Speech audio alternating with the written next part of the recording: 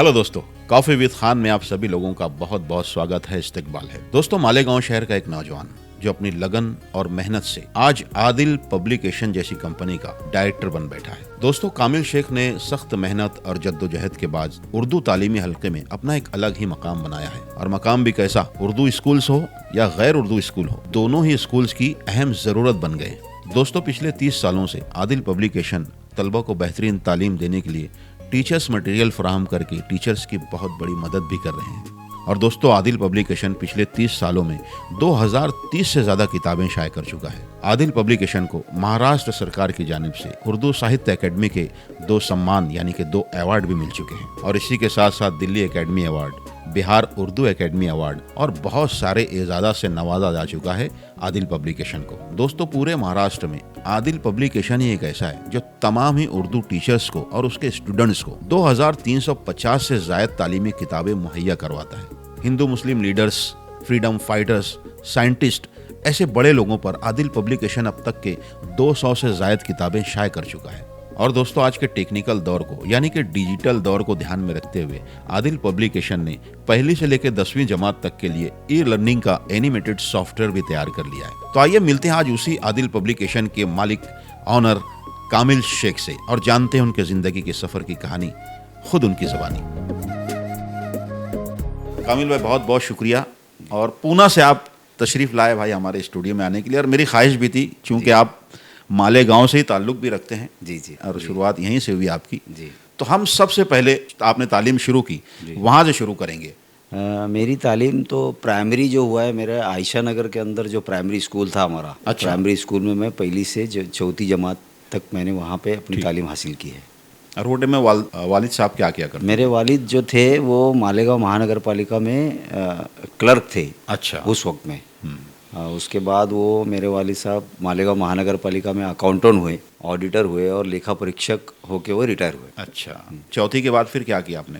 ऐसा था कि हम लोग 4 भाई थे। हाँ। 4 भाई और 2 बहनें थी और अल्हम्दुलिल्लाह हमारे वालिद सबको पढ़ा रहे थे माशाल्लाह। अच्छा। उसके बाद हमने 34 से हमारा 5वीं में हमारे वालिद साहब ने ATD हाई स्कूल में हमारा एडमिशन कराया। अच्छा। 5वीं जमात से लेकर के तो 10वीं जमात तक हमने पूरी तालीम मेरी ATD हाई स्कूल में उर्दू मीडियम से मैं पढ़ा हूँ। हमारे वालिद बहुत सख्त थे उस वक्त। अच्छा। पढ़ाई को लेकर के। उसके बाद मदरसा जाना है कंपलसरी।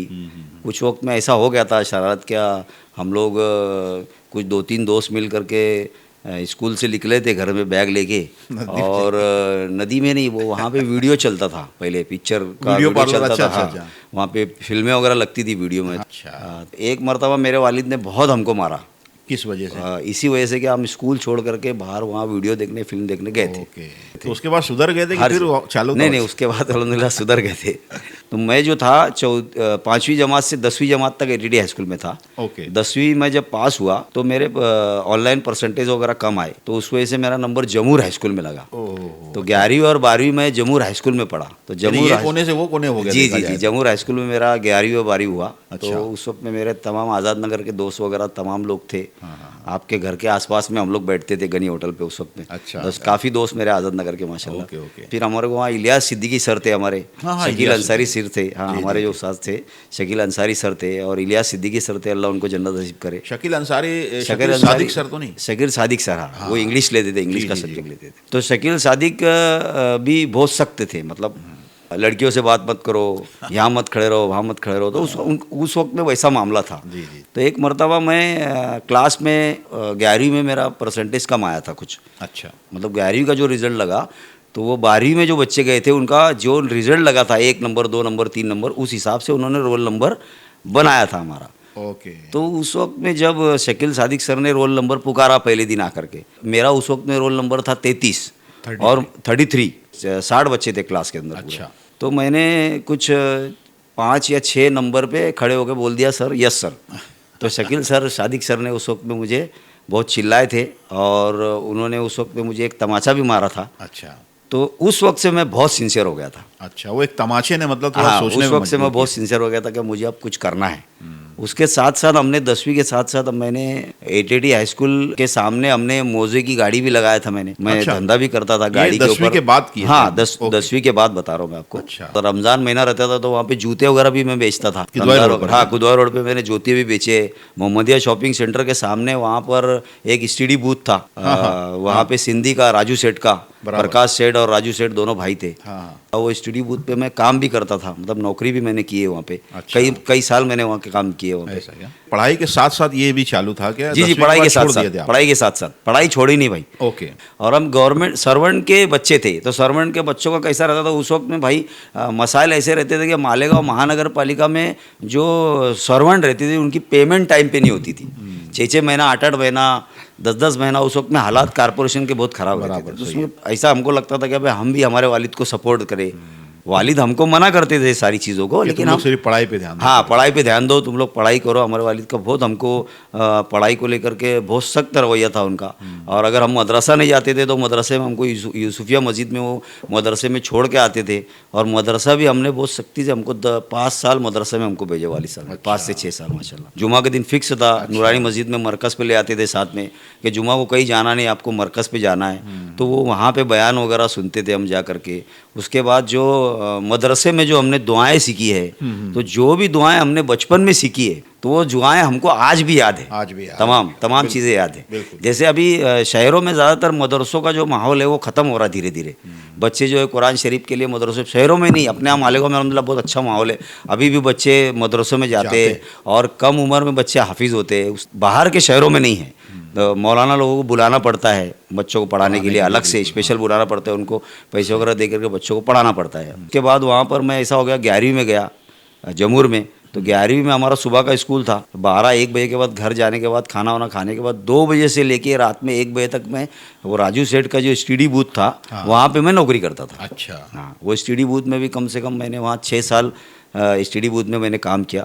उसके साथ वहाँ काम करते करते मैं सना ट्रैवल में बुकिंग में बैठ गया जाके। अच्छा। एक बार वहाँ पे फ़ोन पे स्टडी पे बात करने के लिए इकबाल बॉस आए, तो मैंने उनसे कहा कि सर आपका इतना बड़ा ट्रैवल है तो मेरे लिए कोई जॉब रहेगा पार्ट टाइम कहीं बुकिंग वगैरह के लिए, तो आप मुझे। तो इकबाल बॉस ने उस वक्त जब मेरी छुट्टी हुई तो मुझे बुलाया उन्होंने कि आप आओ इधर और यहाँ पे बुकिंग के लिए बैठो। अच्छा।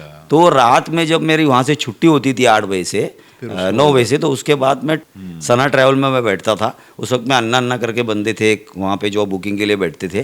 तो रात में 1:30-2 बजे तक ट्रैवल को हमको पूरा छोड़ के, लग्जरी को चौपुली तक छोड़ के आने के तक के हम लोग 2 बजे तक वो पूरी ड्यूटी करते थे। फिर छुट्टी होती थी? हाँ, उसके बाद छुट्टी होती थी। तो मतलब इस तरीके से स्ट्रगल भी चलता ये रहा, जैसे- पढ़ाई भी चलती रही। ये ने 4 साल 5 साल उसमें भी दोनों में किया मेरे जी ख्याल जी से ना? जी जी जी। तो उसमें फिर तालीम का क्या था मसला? मतलब वो रुकावट बनी थी ये सब चीज़ें? नहीं, उसके? तालीम रिकॉर्ड नहीं बनी सर। उसके बाद ऐसा हो गया कि मैं काम की वजह से 12वीं का रिजल्ट लगा मेरा जो। हाँ। तो 12वीं का रिजल्ट लगने के बाद मेरे परसेंटेज बहुत कम आए। अच्छा। ट्यूशन वगैरह नहीं था हमारे को। हाँ। इस तरीके से हम लोग पढ़ाई भी कर लेते थे, साथ में हमारे वालिद सख्ती करते लेकिन थे। पास हो जाते थे? हाँ, पास हो जाते थे अल्हम्दुलिल्लाह अच्छे से। तो उसके बाद फिर धीरे धीरे क्या हुआ कि हम लोगों ने, मेरे वालिद का बहुत वो था, मेरी अम्मी जान का वो था कि भाई एक काम करो, तुम डीएड करो, उर्दू मीडियम से डीएड करो। क्योंकि मेरे मामू के बच्चे वगैरह ने सब ने डीएड किए थे, 2-3 बच्चों ने। तो हमारे मामू ने हमको ले जा करके पूना में डीएड कॉलेज में एडमिशन करा दिए। वहाँ कौन रहता? कोई नहीं रहता था मेरा। फिर? पूना शहर में मेरा कोई नहीं रहता था। रिहाइश? फिर रिहाइश वगैरह कुछ नहीं थी मेरी वहाँ पे। वहाँ पे मैं कॉलेज में रहा, कॉलेज में 2 साल रहा। हॉस्टल वहाँ पे, में मतलब? हॉस्टल में। हाँ। Okay, okay. तो उस वक्त में भी जब मैं हॉस्टल में गया पढ़ने के लिए, तो जब भी उस वक्त भी हमारे हालात इतने सही नहीं थे। लेकिन afford कर कैसा था, सके हाँ, हमारे अफोर्ड नहीं कर सकते। तो मेरा जो छोटा भाई था फरोक, उसकी मुझे बहुत हेल्प थी। वो उस वक्त में जकात नाके का टेंडर हुआ था मेगा इंटरप्राइजेस कोल्हापुर का, मालेगांव में, शाहिद लतीफ़ साहब के साथ। अच्छा। तो शाहिद लतीफ़ सर ने मालेगांव से काफ़ी लोगों को वहाँ पे, लतीफ़ अनवर ना? लतीफ़ अनवर, सॉरी, हाँ, लतीफ़ अनवर सर। लतीफ़ अनवर। तो मेरे भाई उस वक्त में मुझे वहाँ से पैसे भेजता था। अच्छा। तो इस तरीके से मेरे वालिद भी देते थे, लेकिन पूना शहर महंगा था, फीस वगैरह ये सब मामला थे वहाँ पे। फीस भी भरनी रहती थी कॉलेज की, और रूम की, हॉस्टल का भी फीस भरना रहता था। फिर खाना है, टिफिन है, पढ़ाई का खर्चा वगैरह है। तो मेरा भाई काफ़ी मुझे उस वक्त में भी सपोर्ट करता था, मेरा छोटा भाई फरोख शेख। तो फिर 12th हो गया किया ना आपने? डीएड तक? जी, डीएड मेरा पूना में हुआ माशाल्लाह। कितने साल रहे फिर पूना में? जी सर, मैं पूना में 2 साल कंटिन्यूस था। वहाँ 2 पे साल मेरा डीएड हुआ वहाँ पर। डीएड कंप्लीट डीएड हुआ। हमारे मालेगांव से काफ़ी दोस्त थे मेरे, जो गवर्नमेंट डीएड कॉलेज में उनका नंबर लगा था, मेरा प्राइवेट डीएड कॉलेज में नंबर लगा था। अच्छा, उसके बाद क्या किए फिर डीएड के बाद? डीएड के बाद ऐसा हो गया सर कि डीएड के बाद मैं मालेगांव वापस आया। अच्छा, मालेगांव वापस आने के बाद हम लोगों का 10-12 लोगों का ग्रुप था। तो वो 12वीं में मेरे साथ 5 लोग ऐसे थे जिन लोगों ने डीएड किया था, और उन लोगों के 5 दोस्त, ऐसे हमारा 10 लोगों का पूरा ग्रुप था अच्छा, डीएड का। सारे डीएड किए? जो डीएड वाले हम थे। ऐसा था उस वक्त में कि गवर्नमेंट भर्ती निकलती नहीं थी जल्दी, बहुत कम भर्ती निकलती थी, और यहाँ मालेगांव महानगर पालिका में तो भर्ती का सवाल ही नहीं आता। सही। सर भर्ती निकलती नहीं थी। तो 1999 की बात कर रहा हूँ मैं, 98-99 की बात कर रहा हूँ। तो हमारे मामू का एक स्कूल है चलता सटाने में, दूर के मामू है हमारे, तो उनके सटाने में। तो आने के बाद हमारी मामू का फ़ोन आया, बोले वहाँ स्कूल है, आप लोग आओ, वहाँ पे टीचिंग चालू करो, डीएड करके आप आए हुए, तो पढ़ाना ज़रूरी है अभी आपको। तो मेरा एक दोस्त है इमरान करके, उसका भी डीएड और मेरा डीएड, हम लोग दोनों साथ में थे। तो हम लोग दोनों ने वहाँ पे सटाने में ज्वाइन किया। अच्छा, तो उस वक्त में भाई ऐसे हालात थे कि मैनेजमेंट से कुछ पैसे नहीं मिलते थे हमको। अच्छा, सटाने में हम अप डाउन करते थे, तो सटाने का किराया होता था 25 रुपये जाने का और 25 रुपये आने का। उस वक्त में 99 की बात कर रहा हूँ मैं आपको। और 10 रुपये हमको वड़े पाव को नाश्ते को भी नहीं रहते थे, क्योंकि जब सुबह का 7 बजे का स्कूल रहता था और हमको 5:30-6 बजे यहाँ से निकलना रहता था मालेगांव से सटाने के लिए। तो उस वक्त में हमने बहुत स्ट्रगल किया। उस वक्त में भी हमारे पास पैसे रहते थे, कभी नहीं रहते थे, मैनेजमेंट कभी देवे कभी नहीं देवे, इस तरीके से चलता रहा। तो ऐसे हमने 3 साल निकाले। अच्छा। वहाँ पे भी ओके। फिर कुछ मैनेजमेंट का, प्राइवेट मैनेजमेंट का बुलाना आया कुछ के बाद, आप बहुत जगह वैकेंसी वगैरह निकलती थी। तो उस वक्त में ऐसे हालात नहीं थे कि भाई प्राइवेट मैनेजमेंट को हम दे दे, कुछ मामलात उनके कंप्लीट कर दे तो फिर वो हमको परमानेंट करेंगे इस तरीके से। अच्छा, क्योंकि हमारे वालिद का सख्त वो था, ना रिश्वत दी है ना रिश्वत ली ना दी है ना मैं दूंगा। हाँ, मैंने आपको पढ़ाया लिखाया, मेरी जितनी जिम्मेदारियां था मैंने करी कोशिश, अब तुम कोशिश करो। अब मेरे वालिद हर जगह फॉर्म भी भरते थे। अच्छा, डीएड के लिए जहाँ जहाँ से वैकेंसी आती थी वहाँ मेरे वालिद ने फॉर्म भरते थे। इतनी बड़ी फाइल भर गई थी। लेकिन गवर्नमेंट वैकेंसी ही निकलती नहीं थी जल्दी, बहुत कम वैकेंसी निकलती थी। हम लोगों ने बहुत मुश्किल से 3 साल निकाला। हाँ, मेरा सना ट्रैवल का काम बंद नहीं हुआ। अच्छा, वो मेरा मुसलसल चलता रहा। अच्छा, तो जकात नाके पे भी मैं 8 घंटे ड्यूटी करता था। अच्छा 12-1 बजे मैं घर आता था, खाना वाना खाने के बाद 2 बजे से लेके 8 बजे तक 8 घंटा मेरी जकात नाके पे ड्यूटी थी। बाप। जकात नाके की ड्यूटी करके फिर मैं 9:30 बजे वापस ट्रैवल में जाता था, सना ट्रैवल में, और वहाँ पे मैं रात को 11-12-1 बजे तक सना ट्रैवल में बैठता था। तो इस तरीके से काम चलता था। तो जो सना में मैं काम करता था तो थोड़े बहुत पैसे वगैरह अल्हम्दुलिल्लाह वहाँ से भी मिलते थे। तो सटाना अप डाउन के लिए हम लोगों को काम आते थे। हाँ, उतना पैसा मतलब निकालना हाँ, होता था उस तरीके से हमारा। जाहिर है कि एक मायूसी होती ना आदमी को, इतना पढ़ लिख के भी। नहीं तो मायूसी तो उस वक्त में सर बहुत होती थी। इतना पढ़ लिख के लाइन क्या किए मतलब और आ क्या रहा मतलब उसको वो आ रहा कि हम इतने सुबह सुबह उठ के जाते, वहाँ जाने के बाद मतलब पढ़ाते, उसके बाद हमको कुछ मतलब हासिल नहीं होता, जाते आते 3-4 साल इस तरीके से गए ऐसे ही। तो उस वक्त तो वालिद साहब का क्या रुझान था, क्या रवैया रहा था? हमारे वालिद साहब का वो था कि बेटा मैं फॉर्म भर रहा हूँ, कहीं ना कहीं से तुमको कॉल आएगा इंशाल्लाह। और ऐसा नहीं कि मेरे अकेले का, हम लोग जितने भी 8-10 लोग थे सब लोगों को फॉर्म भरते थे। उन लोगों का भी फॉर्म, कुछ लोगों का मेरे वालिद भरते थे, कुछ अपने लोग अपने आप भरते थे। 12 लोगों में से 10 के 10 लोग सब लग गए थे। आप नहीं लगे? बस मैं नहीं लगा, और मेरा एक इमरान करके दोस्त था वो नहीं। हम तो लोग नहीं लगने की वजह क्या? नहीं लगने की वजह ये थी सर, क्या हम लोगों को कॉल ही नहीं आया, क्योंकि हमारे परसेंटेज थे उस वक्त में, परसेंटेज का कायदा था। हमारे परसेंट 53 थे और 54% थे। उस वक्त में 60% पे क्लोज हो जाता था। तो हमारे को कॉल ही नहीं आ पाया उस वक्त में। तो उस वक्त और भी हम ज़्यादा परेशान हो गए कि यार इतना सब करके हमको नौकरी नहीं मिल रही है। फिर जब जकात नाके पे जब मैं बैठा, फिर मैंने देखा कि बिज़नेस किस तरीके से होता, व्यापारी लोग माल किस तरीके से लाते, है ना, माल बाहर गाँव से लाते और अब माल आके यहाँ पे सेल करते।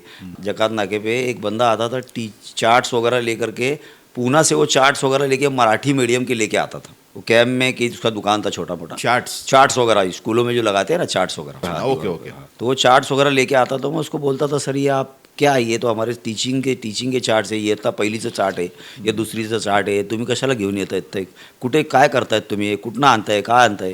ते म्हणे आम्ही ते सगळं तिथे साहित्य तयार होतं मराठीमध्ये, ते मराठीमध्ये साहित्य आम्ही सगळं घेऊन येतो, सगळं शाळा फिरून आम्ही ते साहित्य आम्ही सप्लाई करतो। तो मुझे उससे बहुत मुतासिर हुआ मैं, क्या भाई एजुकेशन वाला बंदा है।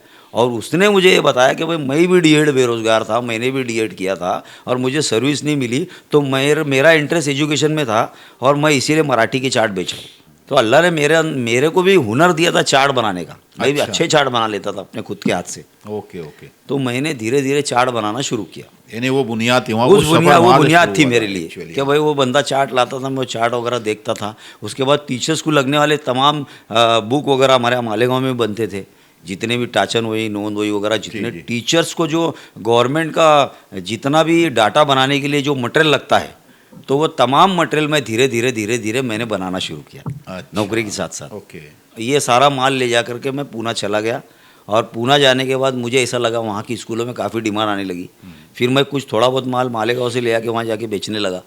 बहुत सारा सामान ले आता था यहाँ पे थैली वगैरह में भर के, और वहाँ जाके मैं पूना में सप्लाई करता था। बराबर। तो वो वहाँ पे इसकी बहुत सख्त ज़रूरत थी। उसके बाद मैं धीरे धीरे पूना से सातारा गया, सांगली गया, करार गया, मीरज गया, इस तरीके से पूरा पट्टा मारा, रत्नागिरी, रायगढ़। तो वहाँ पे टीचिंग एड्स मटेरियल की बहुत कमी थी। अच्छा। उर्दू मीडियम के टीचरों को। यहाँ मालेगांव में माहौल बहुत अच्छा था, उर्दू का साहित्य मिल जाता था, टीचिंग एड्स आराम से मिल जाता था। बराबर। लेकिन वहाँ पे टीचिंग एड्स मटेरियल नहीं मिलता था।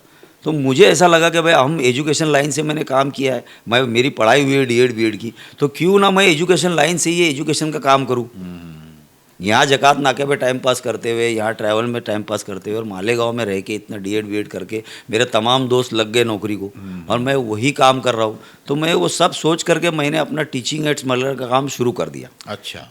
फिर मैं धीरे धीरे यहाँ से मालेगांव से थोड़ा थोड़ा चार्ट्स वगैरह बना के ले आता था, बाहर शहरों में, पूना के आसपास के शहरों में बेचता था, स्कूलों में बेचता था। मैं वहाँ जाके पूना शिफ्ट हो गया। वो चार्ट जो लेके जाते थे आप यहाँ से, तो जी। फिर उनको जाहिर है स्कूल वालों को बताना पड़ता होगा कि मैं करता हूँ, ऐसा है जो जी, भी। बताता था जाके, तो क्या उनको बहुत response पसंद मिलता आता, रिस्पॉन्स बहुत आता था सर। अच्छा। उसकी एक वजह थी, ज़्यादातर टीचर्स को गवर्नमेंट जो है ना बहुत सख्ती कर रही है। अच्छा। गवर्नमेंट क्या करती है, गवर्नमेंट इतना काम लाती है टीचर्स के ऊपर ओके। कि उसको टीचिंग एड्स बनाने के लिए वक्त नहीं मिल पाता टीचर्स को। टीचर्स पढ़ा रहा है, बच्चों के ऊपर मेहनत कर रहा है, वो उर्दू भी पढ़ा रहा है, इंग्लिश भी पढ़ा रहा है, मराठी भी पढ़ा रहा है, हिंदी मराठी भी पढ़ा रहा है। वो उर्दू मीडियम का टीचर तमाम सब्जेक्ट पढ़ा रहा है बच्चों को, उसके साथ साथ गवर्नमेंट के तमाम काम आ रहे हैं उसको। तो ये सिर्फ उर्दू टीचर्स के लिए उर्दू था मीडियम कि- नहीं है, तमाम टीचर्स को काम आते हैं ओके। गवर्नमेंट के। तो उसमें ऐसा होता है कि 20% टीचर्स की राइटिंग वगैरह अच्छी होती है, हाँ। और गवर्नमेंट का जीआर होता है कि भाई तुम कंपलसरी हाथ से बने हुए चार्ट ही लगाओ, रेडीमेड चार्ट नहीं चलेंगे। तो वो मेरे हाथ से बने हुए चार्ट उनको बहुत पसंद आते थे टीचर्स को,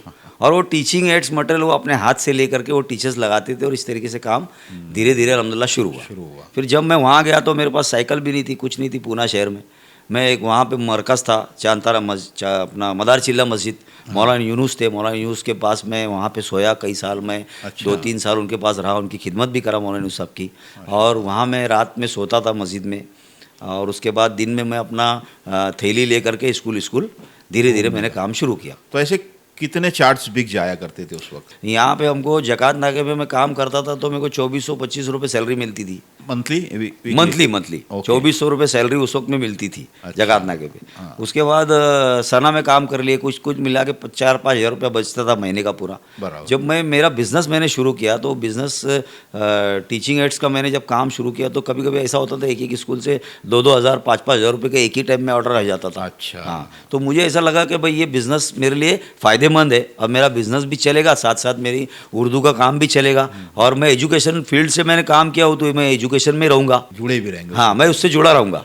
हर महीने लगता है क्या वो चार्ट जो नहीं, होता है? हर महीने नहीं लगता है, कैसा रहता है जी। अभी जैसे सिलेबस टीचर्स को पढ़ाने के लिए टीचिंग एड्स की ज़रूरत पड़ती है, सब्जेक्ट वाइज पूरे टीचर्स को पढ़ाना पड़ता है। हाँ, हर टीचर अपने अपने क्लास के हिसाब से चार्ट बनाता है सब्जेक्ट वाइज, और प्राइमरी टीचर पहली से 8वीं का टीचर है तो उसको पूरे सब्जेक्ट पढ़ाना पड़ते हैं। अच्छा। तो पूरे सब्जेक्ट पढ़ाने के लिए हर क्लास के लिए चार्ट बनाना पड़ते हैं उसको। हर क्लास के चार्ट हम लोग बनाते हैं, और हर सब्जेक्ट उसमें मौजूद रहते हैं। अच्छा। पहली से 10वीं जमात में हर क्लास का एक सेट रहेगा, 25 चार्ट का सेट रहता है, उसमें तमाम मज़ामीन रहते, तमाम मज़ामीन का एक सेट रहता।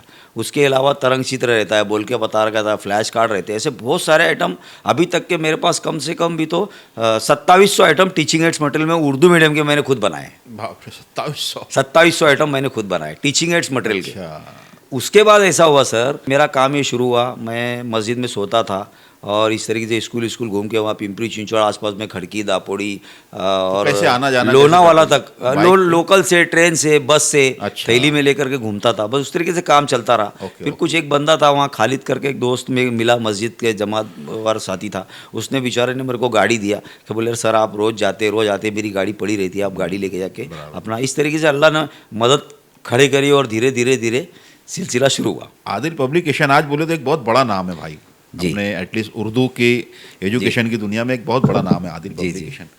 तो ये दिमाग में कब समाया कि अपनी खुद की एक पब्लिकेशन होनी चाहिए? सर ये इसका ऐसा हुआ ना कि टीचिंग एड्स मैंने पहले खुद बनाना शुरू किया। मैं अपना खुद बना करके स्कूलों में बेचता था, ठीक। जा करके सप्लाई करता था। तो मुझे ऐसा लगा कि यार बिजनेस ये मेरा चल रहा है और लोगों की ज़रूरत है, उर्दू मीडियम की टीचर्स की उसकी ज़रूरत है। जी। और ये टीचिंग एड्स मटेरियल अगर मैं भी करता हूँ तो मैं उर्दू से जुड़ा रहूँगा, मेरा काम भी उर्दू का, और मैं ऑलरेडी डीएड और बीएड मैंने किया था, मेरा एमए बीएड भी हुआ है, तो मैं उससे जुड़ा रहा। और टीचिंग एड्स मटेरियल के साथ साथ मैंने किताबें भी बनाना शुरू किया धीरे धीरे। उसके बाद जब मेरा अपने यहाँ से मेरा माल फिर मालेगांव में भेजने लगा थोड़ा थोड़ा, अच्छा। वहाँ जो मेरा टीचिंग एड्स मटेरियल लगा मालेगांव भेजने लगा। उसके बाद मैं अलग अलग जगह जहाँ जहाँ टीचर्स की ट्रेनिंग होती थी, हाँ। वहाँ ट्रेनिंग में मैं जा कर के नीचे अपना बैठा के बिछा के बैठ जाता था। ओके। और वो टीचर जितने भी टीचर वहाँ आते थे, 100 200 500 टीचर आते थे, वो टीचिंग एड्स मटेरियल मेरा फ़ौरन ख़त्म हो जाता था। अच्छा। क्योंकि टीचर्स को वो तमाम साहित्य मिलता नहीं था, हाँ। और जहाँ पे मैं जाता था वहाँ फ़ौरन इमीडिएट ख़त्म हो जाता था।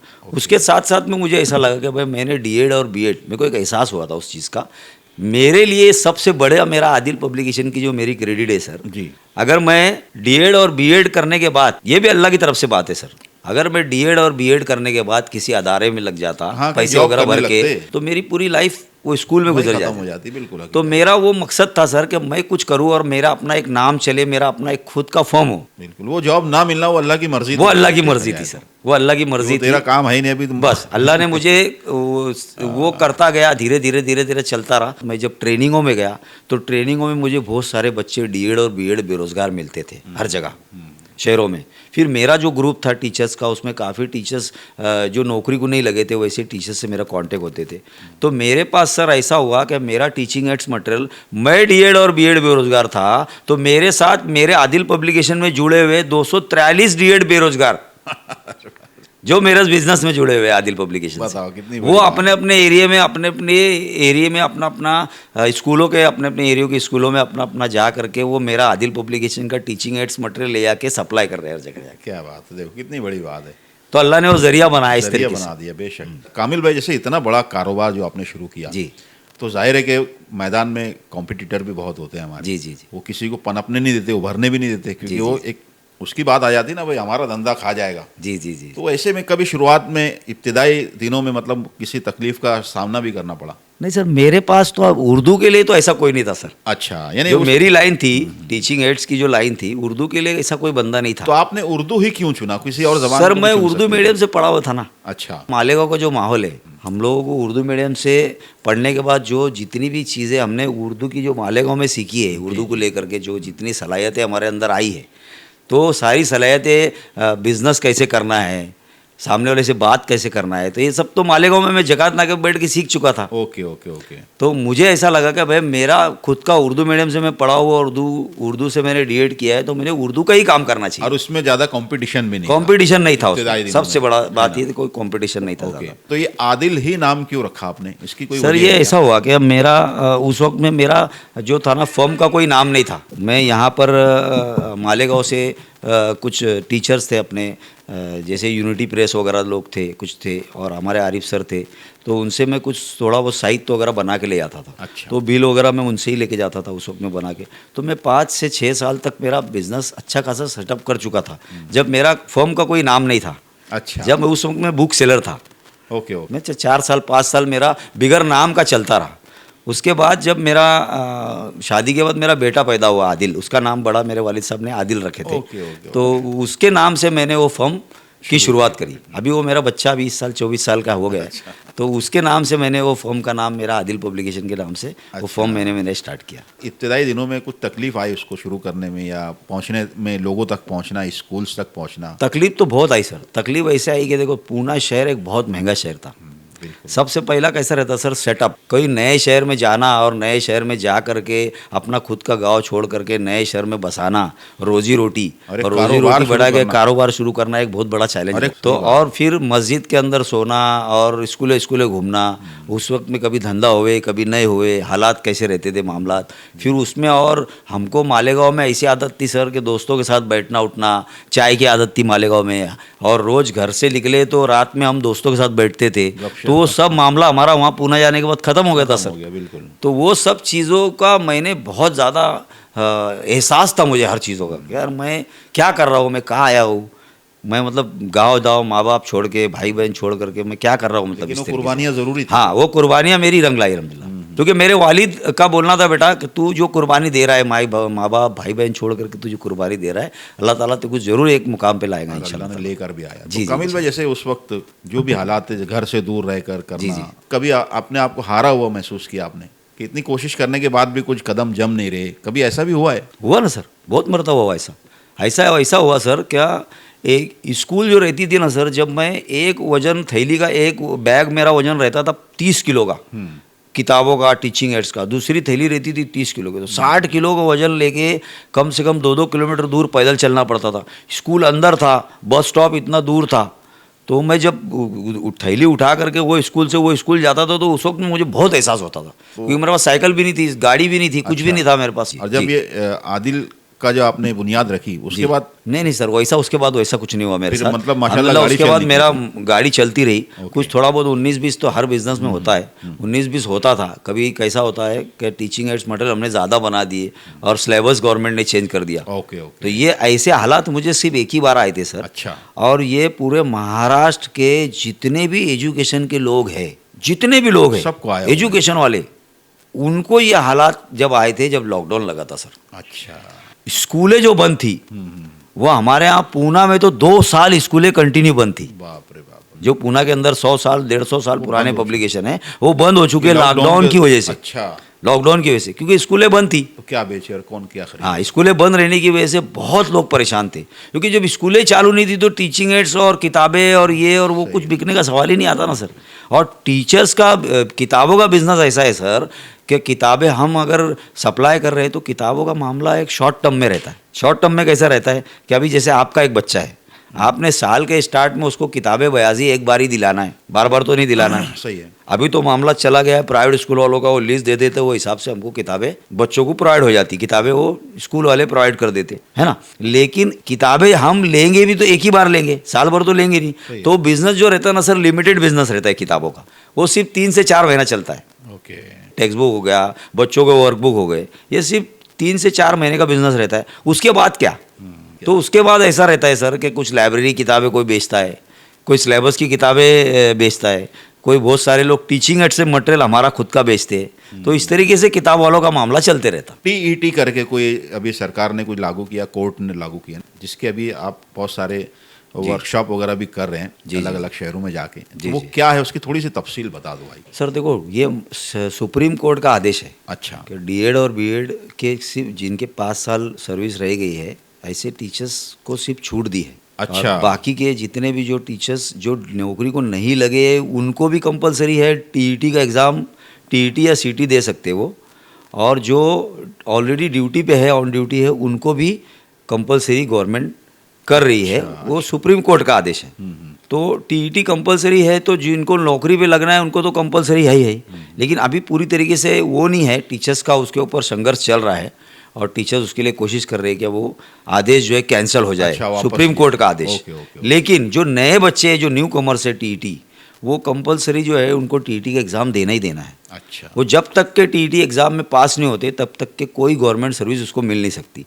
अगर वो प्राइवेट स्कूल में भी पढ़ता है, टीचर पढ़ाता है, तो प्राइवेट स्कूल में भी ग्रांट के लिए उसको टीईटी कंपलसरी है। अच्छा। जब तक वो टीईटी और सीटी क्लियर नहीं करेगा तो वो नौकरी को लग ही नहीं सकता, उसको ग्रांट ही नहीं आ सकती। 2013 से ये रूल लागू हुआ है टीईटी जो है, महा टीईटी।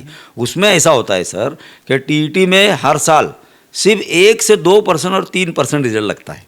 अच्छा। गवर्नमेंट टीईटी हर साल लेता है, 2013 से कंटिन्यू ले रहा है टीईटी का एग्ज़ाम।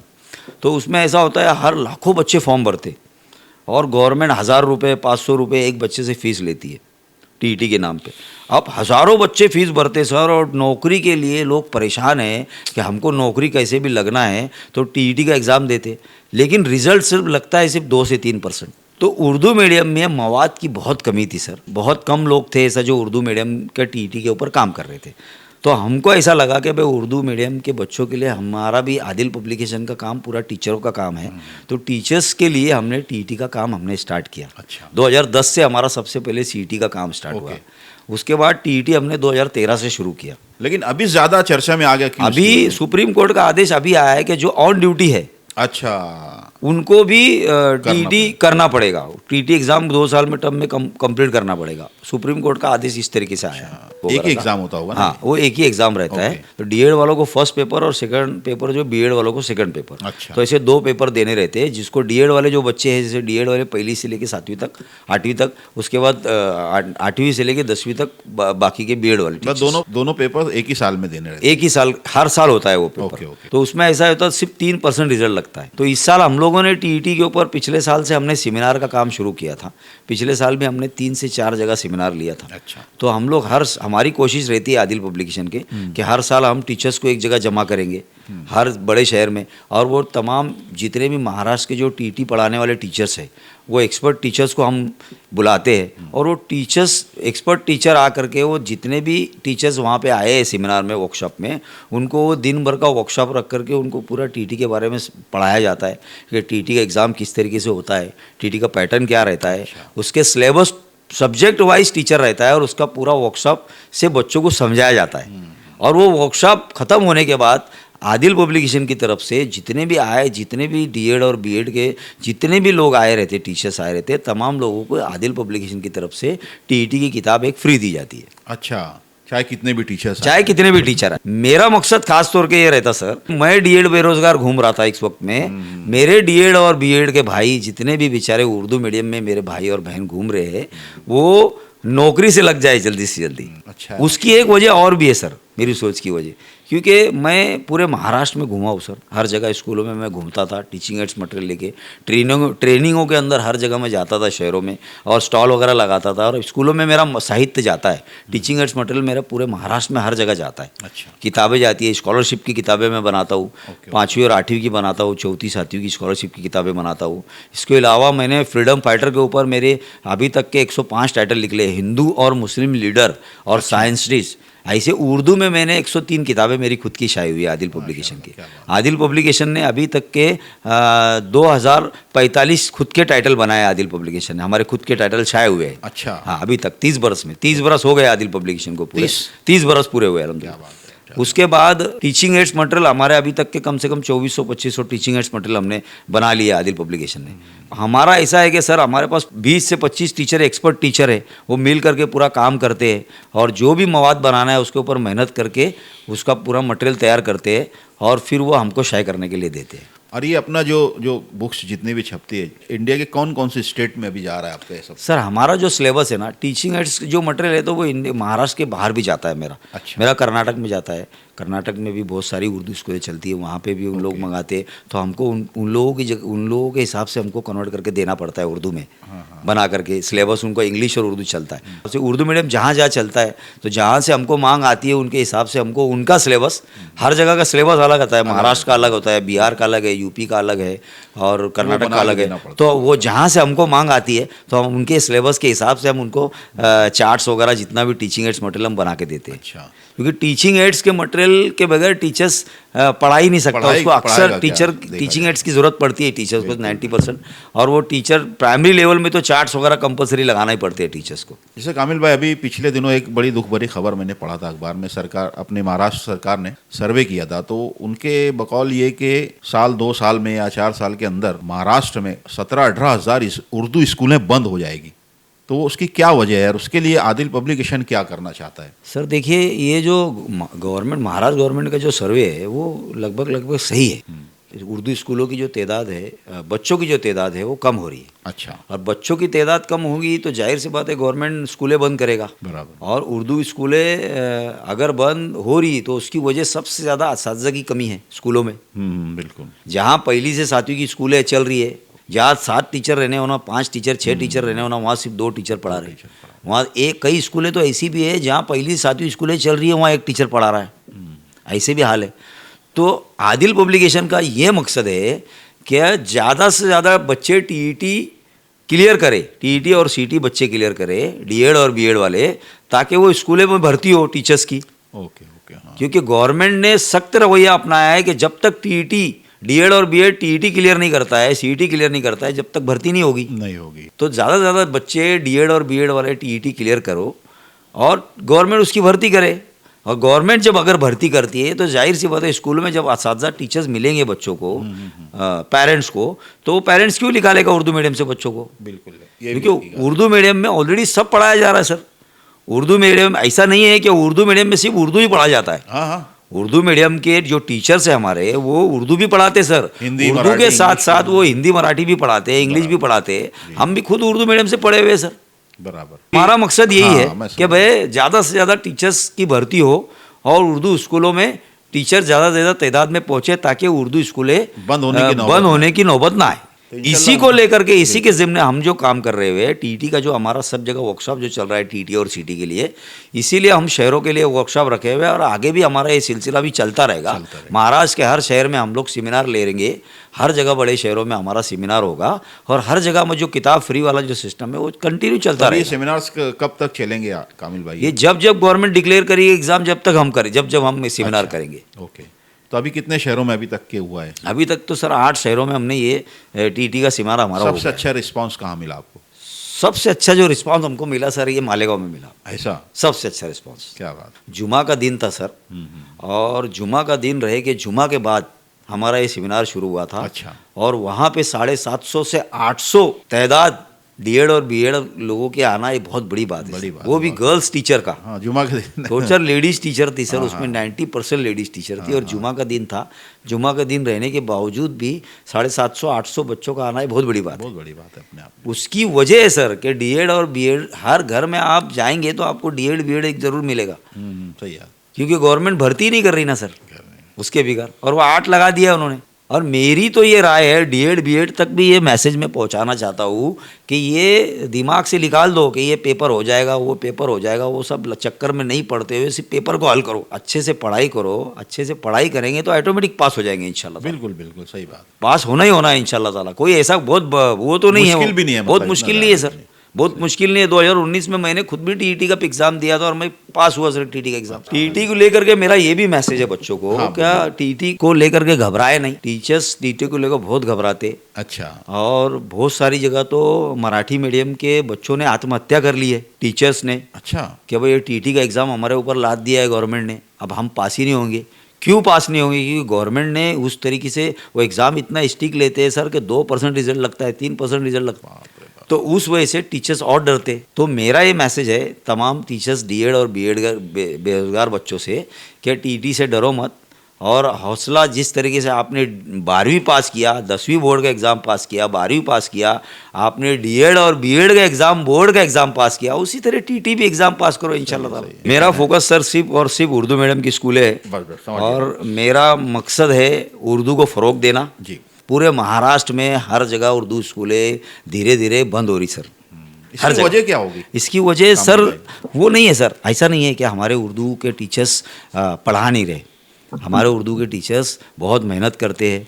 उर्दू मीडियम के टीचर्स मराठी भी पढ़ाते, हिंदी मराठी भी पढ़ाते, इंग्लिश भी पढ़ाते हैं और तमाम सब्जेक्ट पढ़ाते हैं। लेकिन एक माहौल चला है इंग्लिश मीडियम का, और उर्दू मीडियम का बच्चा डॉक्टर भी बनता है, इंजीनियर भी बनता है, वकील भी बनता है, बिजनेसमैन भी बनता है, और बड़े से बड़े पोस्ट पे जा करके बैठा है उर्दू मीडियम का बच्चा। तो सर ये बात एकदम गलत है कि उर्दू मीडियम का बच्चा ऊपर नहीं जा सकता। रुझान बना हुआ है English medium, English medium, English medium. कैसा है, बच्चे को इंग्लिश मीडियम में जाना चाहिए, इंग्लिश मीडियम में बच्चे पढ़ते हैं, ऐसा कुछ नहीं है, लेकिन उनको अपने मदर टंग से दूर मत रखो। तो खैर अभी आगे की क्या तैयारी है? कुछ सिलेबस नए कुछ होने? सिलेबस अभी इस साल गवर्नमेंट ने पूरा सीबीएसई पैटर्न का चल रहा है पैटर्न, तो उसके ऊपर से हमारा सब पूरा काम चल रहा है। इस साल पहली का सिलेबस चेंज हुआ है। ओके। और उसके बाद और भी आने वाले जमातों का काम, पूरी क्लासेस चेंज हो रही है सिलेबस। पूरे महाराष्ट्र की जितनी भी उर्दू मीडियम स्कूल है, तमाम स्कूलों का काम करते हैं हम। अच्छा। पूरा पाठ्य पुस्तक आधारित जो टेक्स्ट बुक के हिसाब से हम लोग काम करते हैं पूरा। एक बात और पूछूंगा कामिल भाई, मैं कि आगे क्या सपने हैं आपके आदिल पब्लिकेशन को लेकर? सर मेरे सपने यही है कि उर्दू स्कूलें जो हमारे यहाँ मालेगांव में फल फूल रही है, आज भी उर्दू का माहौल माशाल्लाह है बरकरार। और सर मेरा मकसद यही है कि उर्दू मीडियम की स्कूलें तमाम चालू रहे हमेशा के लिए, हमेशा चलती रहे, और उर्दू को फ़रोग मिले, और उर्दू के साथ साथ में तमाम लोगों को, उर्दू वाले जितने भी लोग हैं, उनका भी रोज़ी रोटी का ज़रिया बने। बिल्कुल। ताकि फिर ऐसा ना होए कि फिर लोग अभी डीएड और बीएड करना बंद कर दे, अच्छे टीचर निकलना बंद हो। सर नौकरियां नहीं है, जगह नहीं है, स्कूलों में बच्चे नहीं हैं, बच्चे नहीं रहने की वजह से गवर्नमेंट भर्ती नहीं निकाल रही है, या निकाल भी रही है तो जितनी भरना चाहिए उतनी भर्ती नहीं हो पा रही है। नहीं है, सही है। बहरहाल काफ़ी यानी दिलचस्प कहानी है भाई आपकी, यकीन मानो। यानी मालेगांव शहर से, फैमिली से दूर, बच्चों से दूर, वो बहुत हार्ड लाइफ होती है भाई, वो जो गुजारता है उसी को पता होता है एक्चुअली। मैं एक आखिरी सवाल पूछूंगा कामिल भाई आपसे कि एक सबसे बड़ा सपना क्या है आपका लाइफ का, सबसे बड़ा ड्रीम?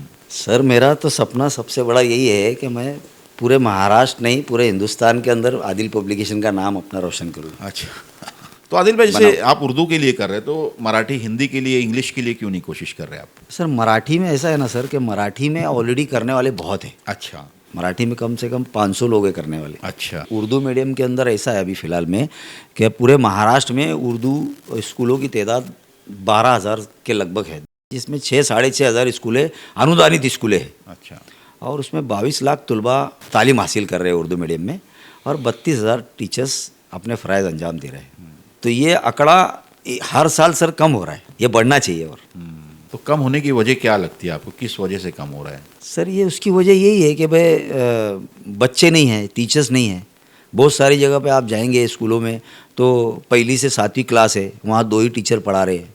जिला परिषदों में आप आसपास में खेड़े पहाड़ों में जाके देखोगे, बहुत सारी जगह रत्नागिरी वगैरह में, तो जहाँ 2-2 1ली से 7वीं की 7 क्लासेस है और वहाँ 2 ही टीचर पढ़ा रहे हैं। तो उसमें ऐसा होता है कि जब माँ बाप हमारे स्कूलों में आने के बाद देखते हैं कि यार 1ली से 7वीं को 7 टीचर रहना चाहिए, तो वहाँ पे 2 ही टीचर है, तो हमारे बच्चों को तालीम सही तरीके से मिल नहीं रही, उनकी सोच ऐसी बन जाती।